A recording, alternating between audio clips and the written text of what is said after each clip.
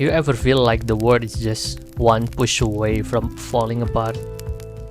Like everything's already fragile, and one more headline could be the one that breaks you? I don't know where you are right now. Maybe you're sitting alone with your phone, or maybe you're just scrolling before bed. But if lately you've been feeling that quiet kind of fear, like a pressure building up inside your chest, just stay with me. Let's sit by this fire for a while.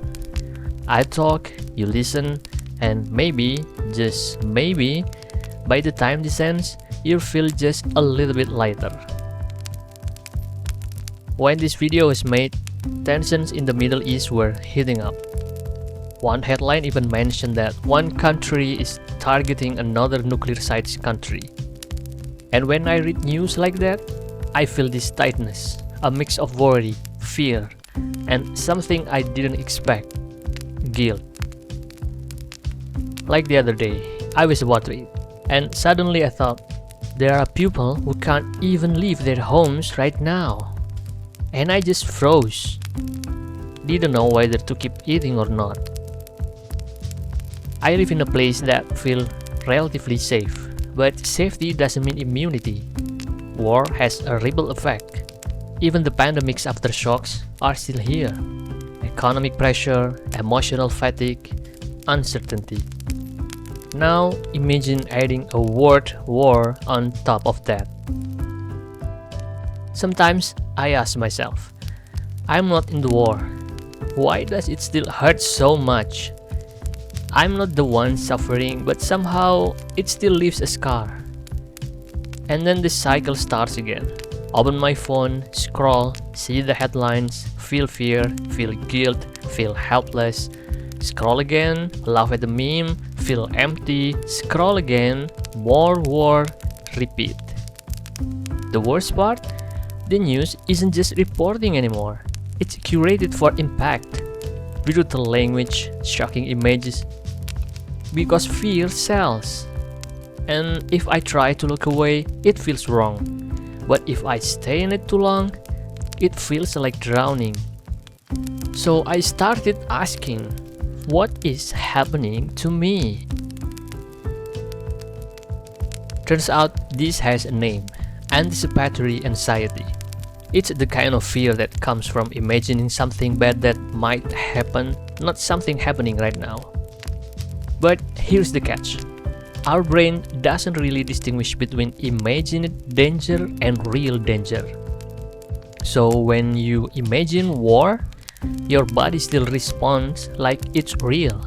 You tense up, you breathe faster, your heart races, even if you are just sitting on the couch holding your phone. This isn't being dramatic, it's human.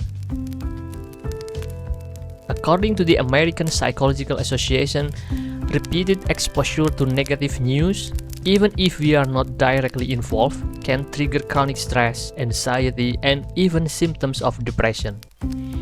And the algorithm doesn't care. It just feeds us what makes us react. And fear always gets a reaction. So if you've been feeling weird, frozen, exhausted, let me say this as clearly as I can. You are not crazy, and you are not alone. This is your body saying, I don't feel safe. It's not betraying you, it's trying to protect you. The fear is real, even if the war isn't on your street. But here is the good news, we can name it. And when you name a fear, it becomes a little less powerful. So I started trying a few things to calm my nervous system down, small stuff, gentle stuff. The first one is breathing. I use the 4-7-8 method. Maybe you've heard of it? If not, here is how it works. Inhale through your nose for 4 counts, hold that breath for 7 counts, exhale slowly through your mouth like you are blowing through a straw for 8 counts. Let's try one together. Inhale, 1, 2, 3, 4. Hold, 1, 2, 3, 4, 5, 6, 7. Exhale, 1, 2, 3, 4, 5, 6, 7, 8. How does that feel? It's not magic, but when the world feels out of control, it helps to find one thing you can control. And right now, that's your breath. I also made a cut-off time for news. After 9 p.m., no more headlines, no more scrolling doom. Because our brain needs time to land, not keep flying through disaster after disaster. Another thing that helps, writing.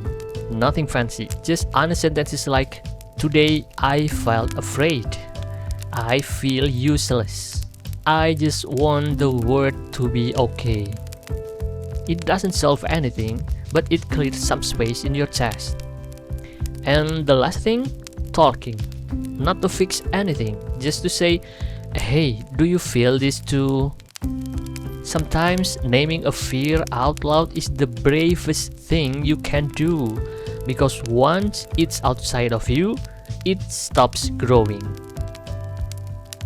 And now, I want to remind you of something else. It's okay to feel contradictory emotions.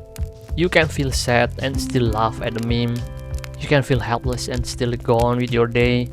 You can care deeply and still need rest. You don't need to pick one. You are not broken for feeling many things at once. You're just human. So if your mind's been heavy lately and you don't know what to do with that weight, maybe for tonight this is enough. Sitting here, breathing, feeling, not solving the word, just noticing that you still exist in it. Here is what I've learned. We don't have to fix the world to feel better, but we can show up in small ways. We can put our phone down after this. We can text someone, "You okay?" We can write one honest sentence. We can take 3 deep breaths. We can light a candle or just sit by this fire. Tiny actions, they might not change the world, but they can shift you, and maybe that's the place to start.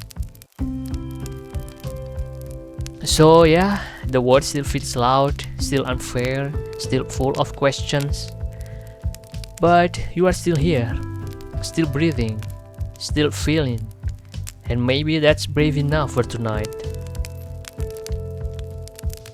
If this video made you feel seen or less alone, maybe share it with someone else who might be sitting in the dark, needing the same thing. Let me know in the comments what's been heavy for you lately. What helps you breathe again?